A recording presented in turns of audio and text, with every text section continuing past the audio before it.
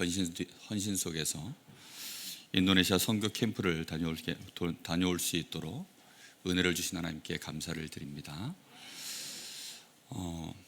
이번 선교 캠프는 참 무척이나 고된 일정이었습니다. 제가 몸에 힘이 잘 안 들어가네요. 배꼽에 힘이 들어가야 찬양도 좀 힘차게 하고 목소리도 평소와 같이 좀 소리를 낼 텐데, 혹시 목소리가 좀 이렇게 잦아들더라도 여러분들이 좀 이해하시고 그렇게 들어주시면 좋겠습니다. 우리 유장님도 함께 동행을 하셨고, 우리 랩넌트 2명과 함께, 우리 준목과 함께 그렇게 다녀왔습니다. 유장님도 아마 저랑 숙소를 같이 쓰시고 또 일정을 똑같이 소화하셨기 때문에 아마 무척이나 고된 또 한 이틀을 쉬시느라고 어떠셨는지 모르겠습니다. 이따 오후 예배 때 우리 랩넌트 2명이 나와서 이번에 있었던 선교 캠프 전체 일정을, 그 여정들을 포럼하는 시간을 갖도록 하겠습니다. 우리 장로님도 아마 하실 말씀이 가슴에 많이 묻어두고 오셨을 텐데, 우리 장로님께도 또 귀한 시간이, 귀한 포럼을 좀 들을 수 있는 그런 시간이 되었으면 좋겠습니다. 오늘 말세의 복음과 전도라고 하는 말씀의 제목으로 여러분 앞에 섰습니다. 정말 지금이 말세라고들 사람들이 얘기하고 있습니다. 말세가 도대체 무엇을 말세라고 합니까? 이거는 성경에 나와 있는 말입니다. 말세는 성경에는 언제를 기준하고 있냐면, 우리 주님께서 이 땅에, 그리스도께서 이 땅에 초림하여 오신, 다시 말하면 그리스도이신, 우리를 위하여 구원하실 그리스도를 하나님이 이 땅에 보내시겠다 하셨는데, 그 그리스도가 처음으로 이 땅에 오신, 예수가 이 땅에 그리스도로 오신 그때를 초림이라고 합니다. 처음 초자를 써서, 그래서 예수님이 처음 이 땅에 임하셨을 때로부터 시작해서 이제 예수님이 3년 공생애를 마치고 부활하셔서 승천하신 이후 다시 우리 주님이 이 땅에 심판주로, 재림주로 오실 그 사이를 종말이라고 성경은 말하고 있습니다. 그럼 우리는 지금 종말의 때를 살아가고 있는 것입니다. 근데 많은 사람들이 지금이 말세지 말이다 이렇게 표현하시는 분들도 많아요. 말세의 아주 끝이라는 거죠. 세상 종말 중에서도 이제 끝부분에 와 있다라고 얘기하시는 분들이 상당히 많습니다. 그러나 말씀을 기준하여 보면 말세의 끝에, 끝자락에 걸려있는 듯해 보이진 않습니다. 왜냐하면 성경 말씀의 기준에는 이 복음이 모든 민족에게 전파되고 난 이후에, 오늘 24장 14절 말씀에 그렇게 되어져 있죠. 세상 끝의 기준이 무엇입니까? 이 복음이 모든 사람에게 전파되고 난 이후에 그제야 세상 끝이 오리라 라고 말씀하고 있습니다. 그런데 지금도 이 복음을 전혀 듣지 못한 237 나라와 특히 5천 종족, 그들에게 이 복음이 전혀 들어가지 않고 있기 때문에, 그래서 말세 지말이 아직은 아니다라는 생각이 선교 현장을 다녀오고 나면 저절로 들어지는 생각입니다. 오늘 우리는 이 말씀 속에서 중요한 것들을 좀 깨달으셔야 되는데, 특별히 여기 오늘 종말에 대하여 우리 주님이 말씀하고 있습니다. 여러분, 종말은 세 가지 종말을 얘기합니다. 가장 첫 번째가 실감나는 게 있죠. 그게 개인의 종말입니다. 어느 날 한 사람의 인생이 태어났다가 한 사람의 인생이 사라집니다. 그런데 그것이 우리 인생 속에 개인의 종말로 누구든지 정해져 있는 것들입니다. 사람들은 어리석게도 개인의 종말조차도 생각하지 않는 사람들이 참 많아요. 지금 지구의 종말도 다가오고 있지만 그거는 우리에게 먼 얘기라 치고, 또 시대도 종말을 합니다. 시대의 종말도 우리에게는 어떤 면에서 먼 얘기라고 치고, 개인의 종말만큼은 사실 우리 눈앞에 항상 벌어지는 일 아니겠습니까? 여러분, 이 개인의 종말이 믿어지지 않는 사람들이 있으면 이번 주간에 저 강릉 의료인이나 아니면 저 동인병원이나 이런 곳에 장례식장에 한번 가보십시오. 끊임없이 지금도 거기에는 장례식이 진행되어지고 있습니다. 어제까지 살아있던 사람이 오늘 이제 그 운명을, 개인의 종말을 맞이해서 그렇게 장례식장에 들어가 있는 사람들 많이 있습니다. 그리고 그 자리에 가서 많은 사람들이 또 숙연해집니다. 왜 숙연해집니까? 나도 언젠가는 저렇게 되어지겠지. 어느 날 갑자기 암으로, 어느 날 갑자기 사고로, 어느 날 갑자기 스스로 목숨을 끊는 이런 일들로 인해서 개인 종말이요, 계속 지금 우리 인생 속에 계속 다가오고 있습니다. 그런 중에 우리는 그 개인 종말이 혼자만의 종말이 아니라 사실은 시대와 같이 묶여서 가는 것이고 더 큰 물줄기가 있죠. 지구의 역사에 이 지구의 종말이라고 하는 큰 물줄기 안에서 이 대한민국이라고 하는 시대와 21세기라고 하는 이 시대 속에서 개인의 이 흐름이 가고 있는 것입니다. 이럴 때 우리는 분명한 것을 마음에 일단 담으셔야 됩니다. 우리가 한 생애를 살아가는데 여러분은 무엇을 마음에 담고 계십니까? 나는 내 인생을 왜 사는가? 여러분 혹시 그 답을 가지고 계십니까? 오늘 예배 자리에 오셨지만 그냥 예배 자리에 오신 분들도 있을 겁니다. 그냥 누가 가자 해서 오신 분도 있을 것이고, 아니면 부모님 때문에 오신 분들도 있을 것이고, 아니면 그냥 교회 오니까 좋더라, 마음이 편안하더라, 교회 오니까 여러 가지 나에게 좋은 지식을 알려주더라, 뭐 이런 것 때문에 그렇게 좋은 마음으로 오신 분들도 있을 겁니다. 와서는 또 피곤한데 피곤한 눈을 부여잡고 그렇게 억지로 예배를 드리고 있는 분들도 있을 것이고요. 그런데 오늘 여러분들 마음속에 하나님 앞에 여러분 자신을 세울 수 있는 그런 믿음이 회복되어지기를 예수님의 이름으로 축복합니다. 여러분 하나님 앞에 나 자신을 세우셔야 돼요. 우리가 교회에 오는 것은 하나님 앞에 서기 위해서 오는 것입니다. 제가 지금 여러분 앞에 메시지를 하지만 메시지를 하는 이 메시지는 저의 얘기가 아니라 하나님의 말씀이거든요. 제가 제 일기장을 펴놓고서 얘기하는 것도 아니고, 아니면 베스트셀러를 가져다가 그걸 펴놓고 얘기하는 것도 아니고, 공자가 기록해놓은, 석가가 기록해놓은 그런 내용들을 갖다가 제가 지금 여러분들에서 펴서 말씀하는 것이 아니라 하나님의 말씀인 성경의 내용을 가지고 여러분 앞에 메시지를 하고 있는 것입니다. 그렇기 때문에 여러분들은 오늘 말씀을 들을 때 정말 내가 지나가는 거, 임시로 있는 것, 그런 거 말고 절대적인 것 내 마음에 좀 붙잡는 시간이 돼야 되겠구나. 우리는 잠깐 순간순간의 것들의 일생을 지금까지 소모하며 살았거든요. 하나님의 말씀 앞에 나 자신을 세울 수 있게 되기를 예수님의 이름으로 축복합니다. 절대적인 것은 하나님의 말씀입니다. 하나님 존재 자체가 절대적이시기 때문에 이 땅에 절대적인 존재는 아무것도 없어요. 그 어떤 권력가도 결국은 다 역사 속으로 사라져버렸습니다.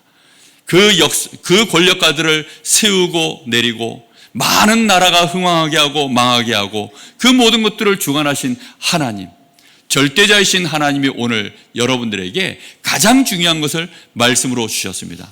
그것이 무엇입니까? 따라해 봅시다. 복음. 여러분, 복음이 무엇입니까? 복음은 우리 개인의 종말을, 그 종말을 축복으로 바꾸는 어마어마한 비밀입니다. 여러분, 모든 사람은 다 인생 자체가 시작되어질 때 죄인으로 시작되어집니다. 성경에 보니까 모든 사람이 죄를 범하였음에 하나님의 영광에 이르지 못하더니, 모든 사람이 다 죄 가운데 빠져서 하나님을 만날 수 없는 인생으로, 요한복음 8장 44절에는 그 죄인된 자는 전부 그 신분 자체가 마귀 자녀다라고 되어 있습니다. 지금 이 시대가 마지막 때를 달려가고 있습니다. 말세가 되어지면 모든 사람들의 그 악함이 점점 강하게 드러나는 시대입니다. 왜 점점 그렇게 되어질까요? 그들이 가지고 있는 죄성이라고 하는 본질 때문입니다. 그리고 그들의 아비가 누구라고요? 마귀 자녀인 것입니다. 마귀의 자녀라는 말은 단순히 우리 아버지가 마귀다 이런 말이 아니에요. 여러분, 사자의 새끼는 뭐죠? 사자입니다. 쥐의 새끼는 뭐죠? 쥐입니다. 식물이, 사과나무가 씨를 내려서 사과가 그 씨를 묻으면 나중에 뭐가 나오죠? 다시 사과나무가 나옵니다. 내가 마귀 자녀란 말은 그런 뜻이에요. 단순히 내가 그냥 마귀 자녀인가 보다 이 말이 아닙니다. 너도 곧 마귀라는 것입니다. 너가 죄인이고 네가 마귀라는 것이에요. 그래서 하나님은 이 마귀를 벌 주시려고, 이 마귀를 가두시려고 하나님이 준비해 놓으신, 우리 인생이 종말을 맞이했을 때 영원한 형벌로 하나님이 준비해 놓으신 그 종말의 시스템이 있습니다. 그게 뭔지 아십니까? 사람들은 믿고 싶어 하지도 않고 있냐라고 그렇게 장난하고 있지만, 지옥은 영원히 꺼지지 않는 하나님의 이 멸망의 지옥불이 타고 있는, 그 형벌이 타고 있는 그곳이 바로 지옥입니다. 여러분, 그래서 우리 개인이 종말을 맞이하기 전에 우리는 반드시 우리의 운명을 바꿔야 되는 것입니다. 우리의 죄 문제를 사람들은 모르고 있어요. 내 인생이 어느 날 자꾸 공고해지고 자꾸만 내 인생이 어려워지는데 왜 그런지를 모릅니다. 왜입니까? 내 존재 자체가 마귀 자녀예요. 내 존재 자체가 죄인이라고 성경에는 정확하게 말씀하고 있습니다. 그래서 그걸 해결할 수 있도록 하나님이 우리에게 그리스도를 보내신 것입니다. 그리스도는 이 땅에 오셔서 우리의 모든 죄악을 십자가에서 해결하시고 사단의 머리를 박살내신 줄로 믿습니다. 여러분, 이 그리스도께서 우리로 하여금 이제 하나님을 만날 수 있는 자격을 열어주셨습니다. 내가 곧 길이요 진리요 생명이니 나로 말미암자고는 아버지께로 올 자가 없느니라. 하나님을 만나서 하나님 나라의 백성이 되어질 수 있도록, 하나님의 자녀가 영원한 하나님의 축복의 나라에 들어갈 수 있도록 우리 주님께서 그리스도가 되셔서 우리의 모든 문제를 해결하신 줄 믿습니다. 여러분, 이것을 우리의 마음속에요 절대 언약으로 딱 붙잡으셔야 돼요. 우리가 한평생 살아도 강건하면 70이고 우리가 정말로 하나님 앞에 부름받아가는 날이요, 성경에는 뭐라고 되어 있냐, 120세라고 표현되어져 있습니다. 여러분, 우리 인생이요 길어봤자 120세예요 120년 인생 사는 동안에 우리는 많은 희로의 날을 경험해 보죠. 근래에 지금 또 다큐멘터리로 그 건국 전쟁, 그게 지금 드라마, 이 다큐멘터리 영화가 나와서 그 후기가 올라오는 것들을 보니까 이승만 대통령과 함께 대한민국이 어떻게 시작되었는가, 그 건국에 대한 얘기들을 기록하고 있습니다. 그런 얘기들을 이렇게 쭉 보고요, 또 많은 역사에 대한 얘기들을 보고요, 얼마 전에 있었던 또 우리나라의 군사 쿠데타 뭐 이런 내용들을 보고요, 지금 또 돌아가는 시국들 보고요, 이런 것들 하나하나 보면서요 느껴지는 게 여러분 무엇입니까? 결국은요 역사는 계속 돌아가고 진행되고 가고 있습니다. 그런 와중 속에 우리는 어떻게 내 인생을 다시 한번 하나님 앞에서 언약을 붙잡을 것인가? 여러분, 21세기에 대한민국에 태어난 거 감사하십니까? 감사가 잘 안 되시면 나가보시면 알아요. 정말 인도네시아 현장 가보니까 거기는 상하수도 시설이 없어가지고 그냥 뭐 호텔에 나오는 아주 좋은 호텔입니다. 그런데 그곳에서 나오는 그 수돗물을 가지고 먹는 것도 아니에요. 그냥 양치만 했다 하면, 잠깐 실수만 하면 그냥 폭풍 설사가 일어납니다. 그러니까 뭐 견딜 수가 없어요. 지사제를 들고 가가지고 조금만 이제 신호가 오면 그냥 먹어야 돼요. 몇 번을 먹었는지 모릅니다. 제가 자신을 갖고 안 가져갔다가 우리 유동근 장로님 걸 제가 다 먹었습니다. 가져가신 거를 제가 거의 다 먹은 것 같아요. 계속 뭐 자꾸 뭐 속에서 그러니까. 우리 임경훈 랩런트, 우리 대한민국 21세기에서는 뭐 별거 아닌데 저쪽에 있는 친구가 우리 대학생인데 인도네시아 가니까 바로 아이돌이 되더라고요. 그 사진 찍겠다고 여학생들이 얼마나 줄을 서는지, 거의 뭐 30분 1시간을 계속 여학생들이 붙어가지고 사진 찍겠다고. 자매들은 가면 바로 또 아이돌 됩니다. 남자아이들이 사진 찍어달라고 계속 붙어요. 사진기가 계속 찍고. 얼마나 아이들이요 대한민국을 사모하고, 제 1꿈이 뭐냐, 대한민국 가보는 거. 내 평생에 대한민국 한번 가보는 게 그게 꿈이라고 하는 사람들이요 얼마나 많은지. 저희 어렸을 때는 미국 한번 가보는 게 꿈이었거든요. 근데 요즘은요 대한민국 한번 가보는 게 꿈입니다. 이마만큼 이 대한민국이 지금 복을 받았는데 많은 사람들이 결국은 이것도 지나간다는 사실을 잘 몰라요. 이것도 결국은 지나갑니다. 결국은 이것도 종말이 와요. 그런데 그러기 전에 가장 빨리 오는 종말이 무엇입니까? 개인의 종말입니다. 그래서 사람들은 자기가 힘들면 에라이 나라가 힘들든지 말든지, 뭐 나라가 망하든지 말든지, 내 이웃이 망하든지 말든지, 많은 사람들은 그렇게 얘기합니다. 오늘 여러분, 다른 사람 망하든지 말든지 정말 여러분 마음속에 그렇게 강팍함으로 가지 마시고 오늘 가난함으로 가시기를 예수님의 이름으로 축복합니다. 여러분의 심령에 가난함이 임하셔야 돼요. 그래서 나에게는 하나님이 필요하구나. 나에게는 정말로 하나님의 은혜가 필요하구나. 성경에는 분명히 말씀합니다. 너는 그리스도가 꼭 있어야 돼. 너는 그리스도 없으면 네 죄 가운데서 망하는 거야. 너는 이 마귀의 자녀로 네 일평생 노략질 당하며 마귀처럼 네 인생 살다가 끝나는 거야. 너는 지옥의 배경을 갖고 있기 때문에 지옥을 향하여 네 인생 끝까지 달려가고 있는 거야. 그러기 때문에 죽기를 두려워합니다. 그러기 때문에 미래에 대하여 두려워합니다. 왜입니까? 그게 개인의 종말에 실제 있는 모습이기 때문에 사람들은 본능적으로 그걸 알고 있습니다. 그리스도로 말미암아 오늘 우리의 모든 죄와 모든 사단의 권세, 지옥의 배경이 무너진 줄 믿습니다. 그 그리스도가 누구십니까? 예수이십니다. 그래서 예수가 그리스도인 것입니다.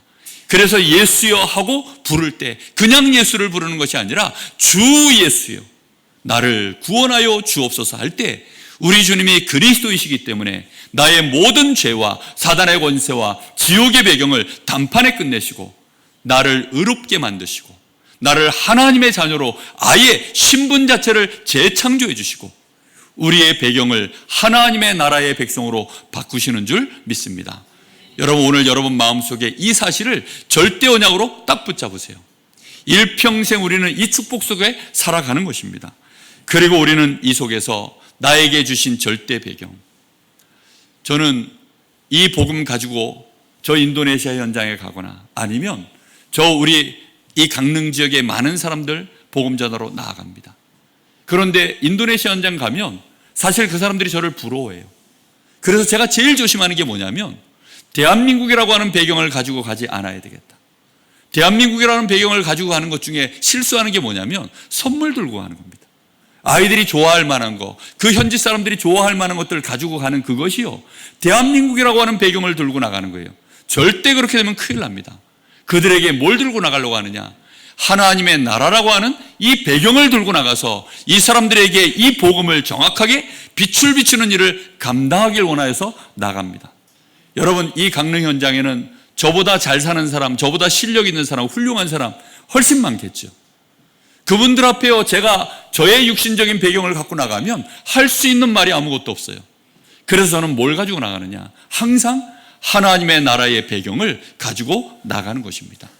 여러분, 저들이 지옥 배경에 있다면, 그걸 진짜 아는 자라면 하나님 나라의 배경을 가진 저를 부러워할까요? 안 부러워할까요? 부러워하는 그 사람을 만난다면 그 사람은 그날 하나님의 자녀가 되는 줄 믿습니다. 대한민국을 부러워하는 인도네시아 아이들, 너 오늘 이번에 준비되어지면 내가 너를 초청할 터이니 너 올래? 그 말 들으면 그 아이들이 어떻게 생각할까요? 아마 굉장히 이뻐할 것입니다. 그죠? 내가 너한테 비행기 싹 보내주고 한국에서 머물 수 있도록 모든 준비 다 해줄 테니 너 한국에 와서 공부하고 네 나라 돌아갈래? 그러면요, 아마 땡큐 할렐루야라 하면서요 그렇게 올 것입니다. 내가 진짜로 하나님의 나라의 배경을 이걸 가지고 저 흑암의 나라, 저 사단의 나라, 완전히 저 지옥의 배경이 있는 자들 앞에 내가 증인으로 선다면, 그것을 보고 정말로 저 사람들이 알게 되어지는 날이 온다면 그때에 하나님의 나라가 임하게 될 줄 믿습니다. 여러분, 우리는 이 배경 가지고 나가는 겁니다. 이게 우리의 절대적인 배경이에요. 그래서 우리는 이 배경 가지고 나갈 때 그때 하나님이 우리에게 주시는 절대적인 계획이 있습니다. 그게 뭐지요? 하나님의 나를 진짜 이제는 축복하셔서 증인되게 만드는 것입니다. 여러분은 증인이 될 줄로 믿습니다. 우리는 이미 증인입니다. 오늘 우리는 말씀 속에서 이제 말세에 벌어질 일들을 조금 확인하셔야 됩니다. 오늘 여기 말씀에 보니까 우리 주님께서 24장 1절 2절에 보니까 예수께서 성전에서 나와서 가실 때에 라고 되어 있습니다. 그러면서 주님이 하시는 말이, 이 성전 위에, 이제는 이 성전이 무너질 것인데 돌 위에 돌 하나도 남지 아니하고 다 무너질 것이다, 이렇게 말씀하고 있습니다. 마지막 때에 벌어지는 일들입니다. 여러분, 지금 이 마지막 때에 성전이 무너지고 있습니다. 왜 성전이 무너질까요? 성전은 하나님의 전입니다. 하나님이 거하시는 곳입니다. 그런데 어째서 성전이 무너질까요? 오늘 여기 말씀해 보면 예수님께서 성전에서 어떻게 하셨다고 되어 있습니까? 나와서 가실 때. 이것은 단순히 예수님의 육신이 여기를 빠져나갔다, 지금 이런 의미가 아닙니다. 예수님 자신이 아예 이 성전에 더 이상 있을 가치가 없다라고 생각하시고 예수님의 존재의 모든 그 영광을 걷어버리셨다, 이런 의미예요. 원어적 의미가 그런 것입니다. 그래서 예수님이 아예 성전에서 나와버리셨어요. 마태는 이걸 기록할 때 그래서 강조하려고 두 가지 단어를 썼습니다. 나와서 가실 때. 마가복음에는 그냥 나왔다라고 표현되어 있지만 마태는 아예 나와서 가실 때, 아예 그 뒤로는 예수님의 성전에 전혀 들어가지 않습니다. 다시 말하면 하나님이 더 이상 머물지 않는 건물, 그것은 그저 돌덩어리에 불과할 뿐 하나님의 성전이 될 수 없는 것입니다. 오늘날 지금 21세기에 얼마나 많은 교회들이 무너지고 문을 닫고 있는지 모릅니다. 여러분, 교회가 지금 문을 닫고 있어요. 왜 무너집니까? 교회는 문을 닫을 수가 없는 곳인데 문을 닫고 있습니다. 왜 그러합니까?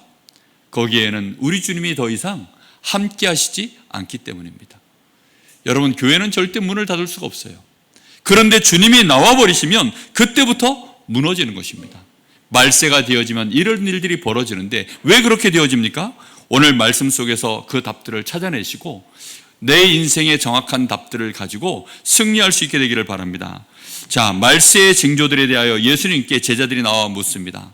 3절에 보니까 감람산에 앉으셨을 때에 제자들이 조용히 나와 이르되 우리에게 이르소서 어느 때에 이런 일이 있겠사오며 또 주의 임하심과 세상 끝에는 무슨 징조가 있사오리까? 이때 예수님께서 첫 말씀으로 뭐라고 얘기하시죠? 첫 말씀으로 하시는 말씀이 뭐예요? 무엇을 조심하라고 얘기합니까? 사람의 미혹을 받지 않도록 주의하라 라고 얘기합니다. 여러분, 모든 문제는 전부 누구를 통해서 오는 줄 압니까? 결국은 사람을 통해서 그 미혹이 들어옵니다. 어떤 사람들입니까? 복음을 전혀 알지 못하는 죄인된 자들, 마귀의 자녀들, 그는 처음부터 거짓말하는 자요, 그 속에 진리가 없는 자들이 끊임없이 이 땅에 미혹의 메시지들을 뿌려대는 것입니다. 그 미혹을 너희가 주의하라 라고 말씀하고 있습니다. 그러면서 뭐라고 얘기하느냐? 많은 사람들이 여기 5절에 보니까 많은 사람이 내 이름으로 와서 이르되 나는 그리스도라 하여 많은 사람을 미혹하리라. 자기가 와서는 한두 명이 아니라 여러 사람들이 와서 내가 누구라고 지금 미혹한다고요? 그리스도라고 미혹한다고요. 대한민국의 자칭 그리스도가 몇 명이나 되는 줄 아십니까? 대충 숫자를 세봐도요, 통계를 낸 게 54명이라고 합니다. 내가 그리스도라고 하는 사람이 몇 명이라고요? 54명입니다. 근데 그 54명을 향하여 사람들이 저 미친놈이라고 말을 하지 않고 그를 추종하는 무리들이요 끊임없이 나오고 있어요. 왜입니까? 그 사람들이 미혹할 때에는 저 같은 수준으로 미혹하지 않아요. 벌써 손을 딱 얹으면요 암이 떠나갑니다. 이 사람을 탁 얼굴 보자마자 미래를 맞춰버립니다. 과거를 맞춰버립니다. 그리고 이 사람에게 문제 있으면요 그 문제를 즉시로 해결해 버립니다. 그 정도 되어지면 사람이 반할까요, 안 반할까요? 깜짝 놀라죠. 아니, 내가 도무지 해결할 수 없었던 내 문제를 아무한테도 말 안 했는데 그 사람이 먼저 맞춰버리고, 그리고 그 문제에 대해서 이렇게 하면 해결된다라고 답도 제시해주고, 그렇게 했더니 실제로 문제가 해결돼 버리고, 아니 의사도 고칠 수 없는 그 질병을요 이 자기가 그리스도라고 하는 사람이 예수님처럼 그렇게 고쳐줘 버리면 믿을까요, 안 믿을까요? 저라도 믿습니다. 안 그럴까요? 믿을 수밖에 없어요. 그래서 예수님이 하시는 말씀이 그런 종류의 사람들을 조심하라는 것입니다. 미혹을 받지 아니하도록 주의하라. 우리를요 그렇게 끌고 가는 사람들이 얼마나 많은지. 지금 교회 다니다가 신천지에 빠진 사람들, 여호와 증인에 빠진 사람들, 저 하나님의 교회 안산홍에 빠진 사람들 얼마나 많은지 모릅니다. 그런 사람들이 전부 다 대한민국 이 정통 교단에서는요 이단이라고 전부 완벽하게 그렇게 증거들을 가지고 얘기하고 있는데도요 사람들은 거기에 빠져들고 있어요. 왜 빠져듭니까? 보여주는 증거가 너무 혹하는 것들이 많아요. 그러다 보니까 점점 빠져들어갑니다. 마지막 때가 되어지면 누가 그리스도인지 절대로 많은 사람들이 헷갈릴 수밖에 없도록, 그래서 정말로 그리스도에 대하여 무슨 작전을 쓰느냐, 진짜 이분이 그리스도라라고 얘기했을 때 아니야 내가 그리스도라라고 이렇게 얘기하면서요 그리스도에 대하여 희미해지도록 그렇게 사단은 역사를 해나가고 있습니다. 특히 여기 6절에 보니까 난리와 난리 소문을 듣겠으나 너희는 삼가 두려워하지 마라. 이런 일이 있어야 돼. 아직 뭐가 아니라고 합니까? 끝이 아니다. 끊임없는 난리가 계속 일어납니다. 너희는 이럴 때 두려워하지 마라. 대한민국에도 전쟁이 일어날 것이다. 뭐 이런 얘기들 계속 들려오지 않습니까? 그런 얘기들 들을 때 뭐 하지 말라고요? 두려워하지 말라고요. 방심하라는 말과 두려워하지 말라는 말은 다른 얘기입니다. 막 두려워서 벌벌 떨지 말라. 대신 뭐 하라는 얘기입니까? 정신 바짝 차리고 기도하라는 것입니다. 그리고 여기 말씀에 7절에 민족이 민족을, 나라가 나라를 대적하여 일어날 전쟁입니다. 끊임없이 전쟁이 일어나고 곳곳에 기근과 진진이 계속 일어납니다. 그런데 이 모든 것이 말세의 재난의 시작에 불과하다라고 말합니다. 지금이 말세의 끝으로 보입니까? 여러분 보실 때 오늘 여기 말씀의 기준하에 보니까 말세의 시작으로 보이십니까?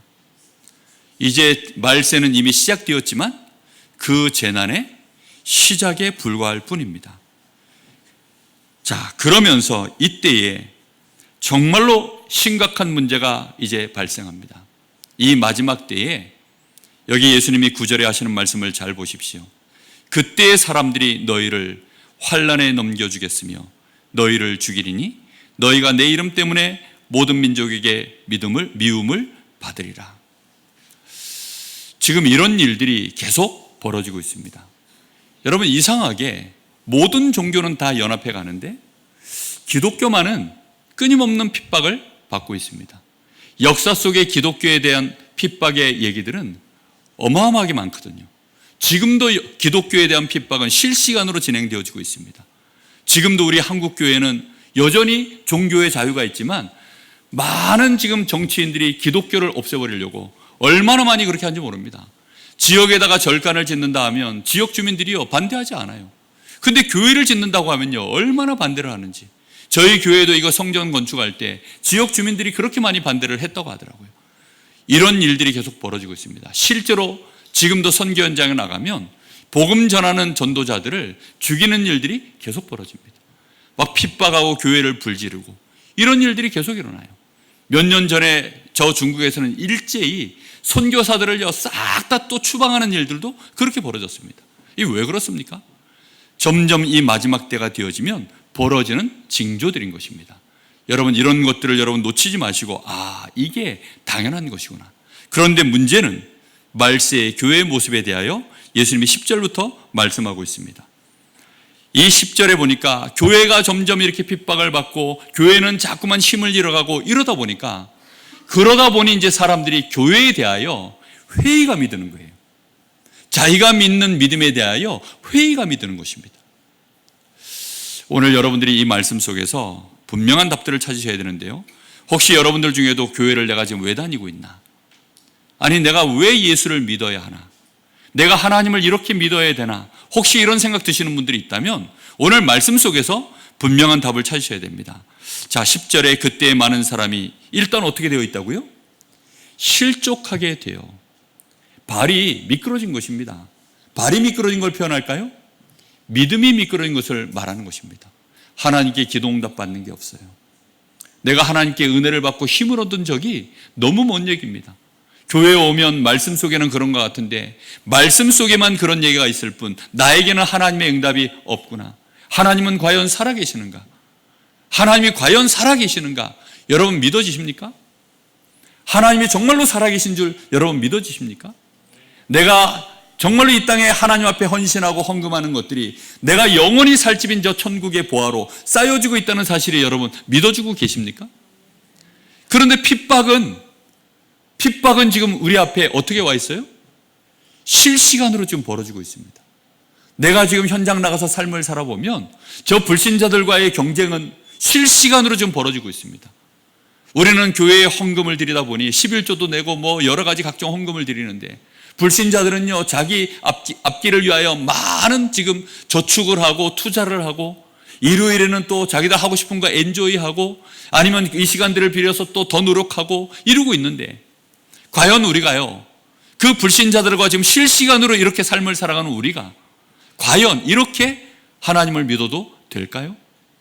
주일날 와서 이렇게 메시지 듣고 있는 이 시간이 여러분 아깝지 않으십니까? 고3 아이들이요 갈등을 많이 해요.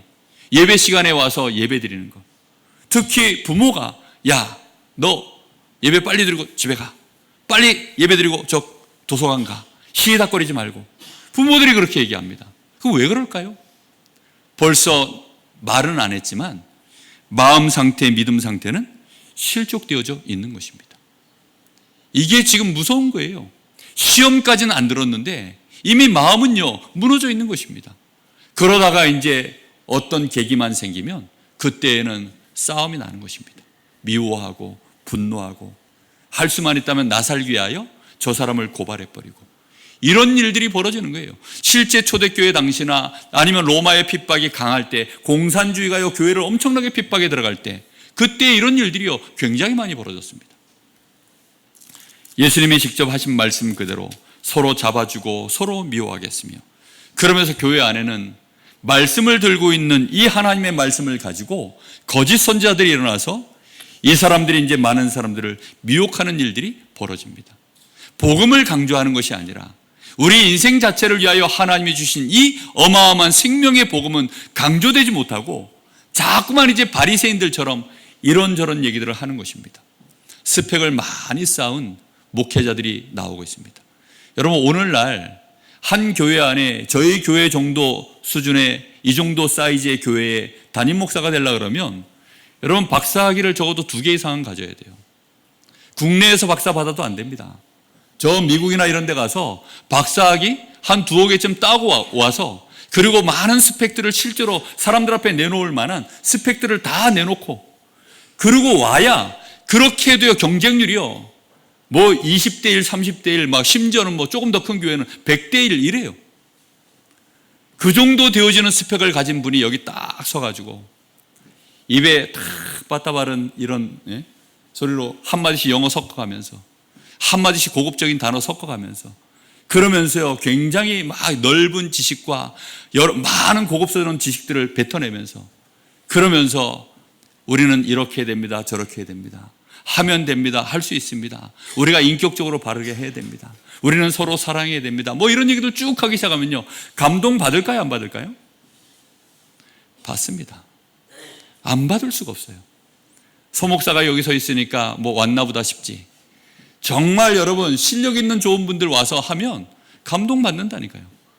그런데 그분들이 안타깝게도 뭘 놓쳐버린 분들이 많느냐, 오늘날 지금 대한민국과 전 세계 신학이요 점점 더 복음을 희석시키는 신학으로, 다른 복음, 희미한 복음, 섞인 복음, 틀린 복음을 가르치는 신학으로 그렇게 가는 시대로 가고 있습니다. 이런 사람들이 엄청난 스펙을 쌓아가지고 와서는, 그래가지고는 이제 강단에 서서 메시지를 증거하는 교회들이 점점 늘어나고 있습니다. 그러다가 지금 유럽교회는 완전히 이제 문을 닫아버렸고, 왜요? 교회 가본들 뭐 의미가 없잖아요. 아니 뭐 바르게 해야 된다, 착하게 해야 된다, 열심히 살아야 된다, 그 얘기는 어디에 더 많아요? 대학교 가면 계속 듣는 얘기고, 아니 서점에 가면 베스트셀러가요 전부 하는 얘기가 그 얘기예요. 아니 그런데 그런 얘기를 뭐하는데 교회까지 와서 듣습니까? 네가 그래도 착하게 해야 구원받아, 야 네 실수하면 지옥 가, 이런 얘기는요, 아니 뭐하는데 교회 와서 그런 얘기를 듣고 있습니까? 차라리 공자맹자가 하는 얘기가 더 나아요. 저 불교에서 하는 얘기가 훨씬 더 낫습니다. 한 번은 보니까 우리 형수가 와가지고 하는 얘기예요. 어저께 와가지고 뭐라 그러냐, 아니 70이 넘은 할머니가 오셔가지고 피아노를 배우는데 얼마나 열심히 배우는지, 아니 70 넘어가지고 피아노 배우는 게 쉽습니까? 근데 그렇게 열심히 배우다가 어느 날 이제 체른이 뛰고 뭐 이렇게 좀 수준이 올라가니까 이분이 탁 그 책을 한 권 들고 오더래요. 무슨 책이냐, 찬불가. 찬불가를 딱 들고 와가지고 찬송가와 거의 뭐 내용이, 근데 우리 형수가 하는 얘기가 그래요. 찬송가의 내용과 찬불가의 내용이 복음만 딱 빼면 똑같답니다. 그래가지고 치는데 뭐 엄청 자기는 은혜롭게 그 치면서 은혜 받고 가고 이런다는 거예요. 여러분 복음 빠지면요 교회나 세상이나 사실은 똑같고요, 어떤 면에서는 교회가 훨씬 더 수준이 떨어집니다. 지금 바깥에는 얼마나 날아다니는데요, 교회 안에 이렇게 딱딱한 의자에 이렇게 딱딱하게 정형화되어 있는 이런 곳에서 예배드리고, 결혼식도 요즘은요 전부 다 이제는 뭐 갱신해가지고 완전히 뭐 그냥 뭐 신나게 하잖아요. 뭐 이게 결혼식인지 도대체 뭐 여기가 무슨 뭐 디스코장인지 알 수 없을 만큼 그렇게 지금 그렇게 신나게 가고 있는데, 교회가 자칫 잘못 보면요 굉장히 수준 떨어져 보이고 시대하고 안 맞아 보이고 이렇게 보여집니다. 그러다 보니까 많은 교회들이요 교회를 또 막 리모델링을 해가지고 막 디스코텍 비슷하게 또 막 그래서 사교장으로, 미국 교회가 그러다가 지금 다 문을 닫고 있거든요. 큰일 날 일들입니다. 그런 미혹을 계속 지금 받고 있는 것입니다. 그 일을 누가 주도해 나갑니까? 새 가족이 하는 게 아니에요. 아니 신학을 멀쩡하게 박사까지 갖고 있는 그런 목회자들이 와가지고 그렇게 교회를 계속 흐름을 바꿔가고 있는 것입니다. 이렇게 되어지니까 점점 교회 안에는 뭐가 성합니까? 불법이 성하는 일들이 벌어집니다. 불법이라는 게 뭐지요? 세상에서 말하는 불법을 말하는 게 아니라 하나님의 법에 대하여 아무도 이제는 기준을 안 세워요. 이러니까 교회 안에요, 하나님의 법의 가장 중요한 그 안에 핵심 내용이 뭡니까? 율법과 선지자의 강령, 가장 큰 계명 뭐라고 얘기했습니까? 하나님을 마음을 다하고 뜻을 다하고 목숨을 다하여 사랑하고 네 이웃을 네 자신과 같이 사랑하는 것이 그게 하나님의 법의 유일한 강령입니다. 그런데 이 불법이 행해지면 뭐가 없어져 버립니까? 사랑이 식어져 버리는 것입니다. 우리 교회가 다시금 사랑하고 뜨거워지는 비밀은 하나님의 법으로 충만해질 때 되어지는 줄 믿습니다. 하나님의 법 중에 법이 무엇입니까? 복음인 줄 믿습니다. 하나님이 우리에게 이 예수 그리스도 이 생명의 성령의 법으로 우리를 죄와 사망의 법에서 해방시키시고 우리를 하나님의 자녀되게 하신 이 어마어마한 믿음의 법, 은혜의 법, 이 생명의 복음의 법이 우리에게 주신 복음입니다. 여러분, 이 법 가지고 많은 사람 사랑할 수 있기를 바랍니다. 그래서 예수님이 하시는 말씀, 결론입니다. 그러나 이런 시대 속에서 끝까지 뭐 하라고요? 견디는 자는 구원을 받으리라.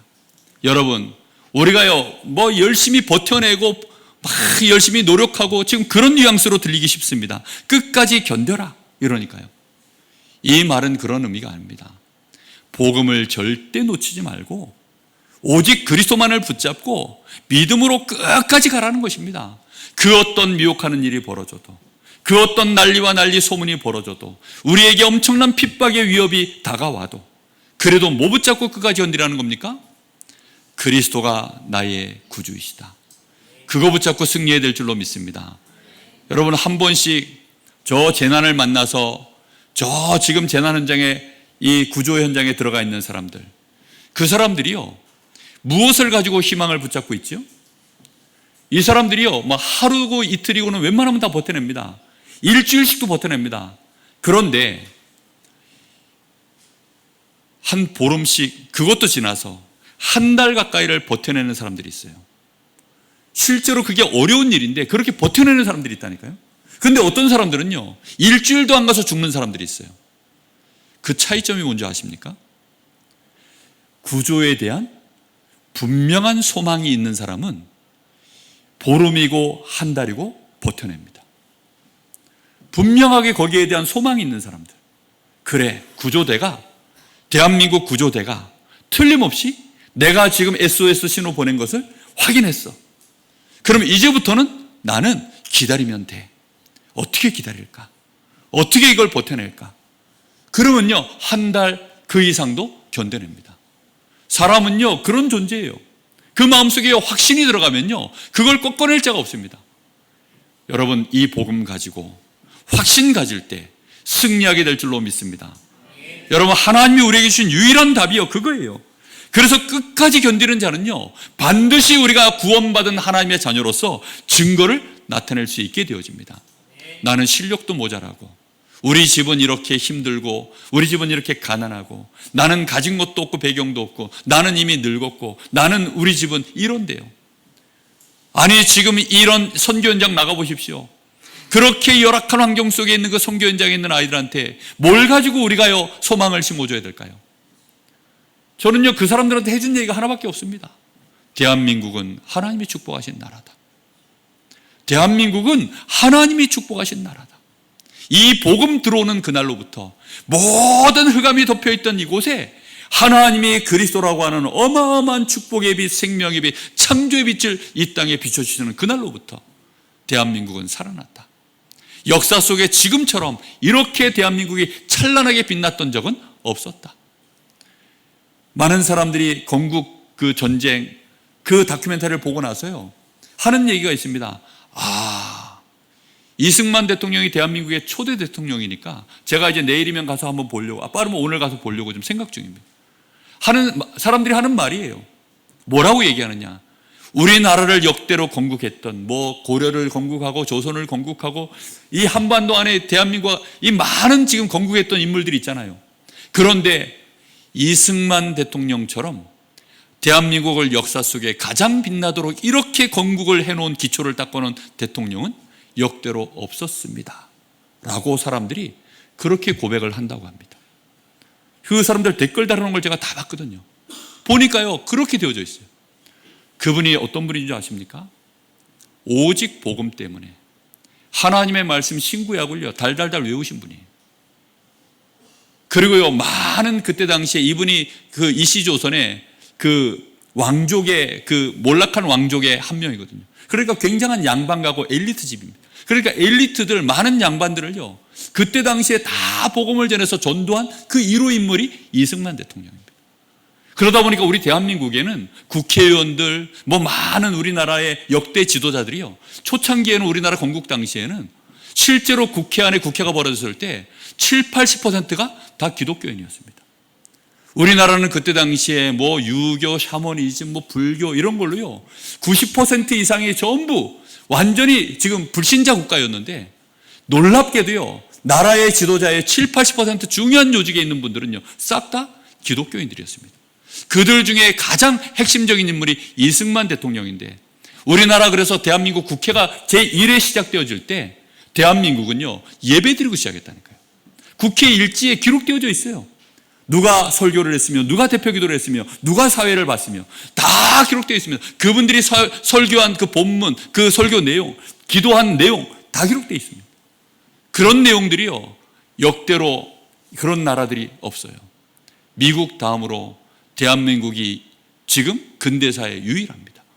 그러다 보니까 이 대한민국에 엄청난 축복을 받은 것입니다. 이 복음 가지고 끝까지 견디면 여러분의 가문 살아날 줄로 믿습니다. 여러분의 가문이 아무리 어려워도 여러분 한 나라도 한 명의 대통령이 복음 가지고요 정말로 생을 걸고 헌신할 때 대한민국이 이렇게 빛나는 국가가 되어졌는데 여러분의 가문에 빛이 비춰질 줄로 믿습니다. 여러분의 가문을 통하여 여러분의 가정을 통하여 여러분의 자녀를 통하여 이번 명절에 여러분이 정말로 캠프의 역사 여러분의 일가족들한테 어느 날 보여줄 수 있는 증거들이 나타날 줄로 믿습니다. 그래서 여러분 우리 주님은 이렇게 말씀하십니다.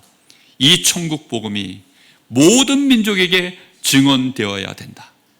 그때까지는 세상 끝이 올 수 없다. 정말 코카콜라에서는 그 구호가 그거예요. 모든 사람이 코카콜라를 마시게 만드는 겁니다.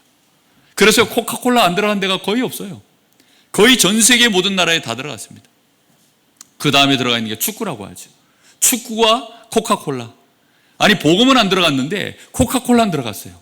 똑같은 네 글자 그리스도는 안 들어갔는데 코카콜라는 들어가 있습니다. 하나님의 절대 계획은 뭔지 압니까? 그리스도, 이 복음 모든 사람이 다 듣게 만드는 것이 하나님의 절대 계획입니다. 그제야 세상 끝이 오리라. 여러분 이 땅에 흑암을 무너뜨리는 유일한 길, 여러분 그리스도 붙잡고 여러분 자신부터 승리하시고 여러분 가문을 살려내기까지 끝까지 견뎌내시고, 무슨 말인지 이해되십니까? 딱 복음만 붙잡고 그리스도 붙잡고 내가 하나님의 자녀인 것과 그리스도 이름으로 하나님 앞에 계속 기도하는 그 증거를 가지고 여러분 끝까지 승리할 수 있게 되기를 예수님의 이름으로 축복합니다. 기도하겠습니다. 우리 주신 말씀을 붙잡고 한 1, 2분간 같이 기도하실 때, 하나님, 나는 무엇을 붙잡고 있습니까? 나는 어느덧 희망을 놔버렸습니까? 그냥 이대로 이렇게 내 인생 끝나는 거지 뭐. 혹시 포기하셨습니까? 말은 그렇게 하지 않아도 내 마음에는 이미 좌절했습니까? 실족했습니까? 나는 하나님의 자녀 맞습니까?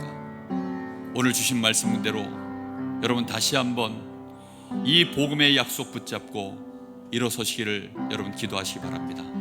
하나님 나에게 새 힘을 주십시오. 하나님 나에게 새 은혜를 부어주옵소서. 성령으로 충만케 하여 주옵소서. 우리 가정과 가문의 역사는 모든 흑암의 권세, 죄의 권세, 사단의 권세 무너지는 시간 되게 하여 주옵소서. 우리 가정에 하나님 나라 임하게 하여 주옵소서. 내가 가고 있는 현장에 하나님 나라 임하게 하여 주옵소서. 더 나아가 237 나라 5천 종족에게 이 복음을 증거할 만한 증거들이 나타나게 하여 주옵소서. 우리 간절한 마음으로 한 2, 3분간 기도하겠습니다.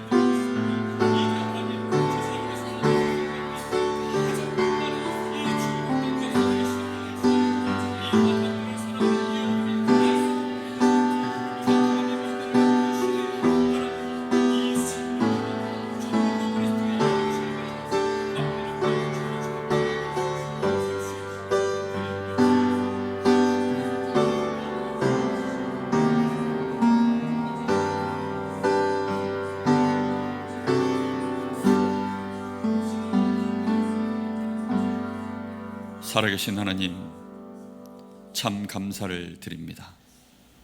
어둠이 땅을 덮었고 캄캄함이 만민의 눈을 가리운 이때에 우리로 하여금 그리스도의 빛을 보게 하셔서 이 땅에 그리스도가 임하며 이 땅에 하나님의 창조의 빛, 축복의 빛, 생명의 빛, 말씀의 빛이 임하여 이 대한민국의 역사 속에 빛나는 나라로 하나님이 축복하신 것 알게 하시고 보게 하시고 이 시대를 살아가게 하시는 하나님께 감사를 드립니다.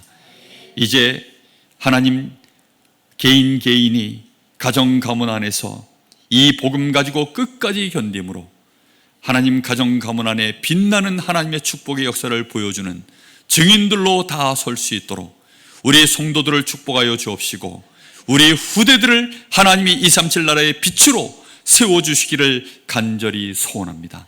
오늘 하나님 영광 받아 주시옵소서. 살아계신 예수님의 이름으로 기도하옵나이다. 아멘.